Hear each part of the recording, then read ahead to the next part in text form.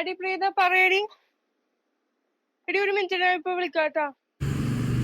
അയ്യോ എന്റെ അച്ഛൻ.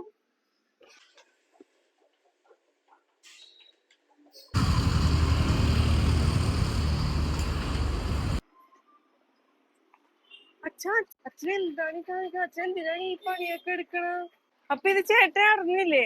മോളെ അവനും അവന്റെ ഭാര്യയെ കൂടിയാണ് മോളെ ഞങ്ങളെ പുറത്താക്കിയത്.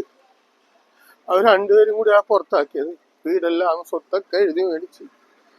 ഇപ്പൊ അച്ഛനും അമ്മയും വാടക വീട്ടിലായി. അച്ഛനെ ചേട്ടൻ നോക്കില്ലേ ഞാൻ നോക്കുവച്ച. മോളെ കെട്ടിച്ചു വിട്ടല്ലേ മോളെ. അപ്പൊ മോള് പുറത്തു പോയി താമസിക്കണേല അവന്റെ കൂടെ. അപ്പൊ മോളെ അറിയിക്കാൻ പറ്റും. അതുകൊണ്ടാണ് മോളെ ഞാൻ പറയാഞ്ഞത്. പൊന്നു പോലെ നോക്കും. അച്ഛൻ എനിക്ക് ജന്മം തന്നേലേ. അച്ഛന്റെ മരുമോനില്ലേ, അച്ഛനെ നല്ല പോലെ നോക്കും. ചേട്ടൻ നോക്കിയില്ലെങ്കിൽ പൊന്നു പോലെ അച്ഛന്റെ മരുമോൻ നോക്കും. അച്ഛൻ എന്റെ കൂടെ വാ.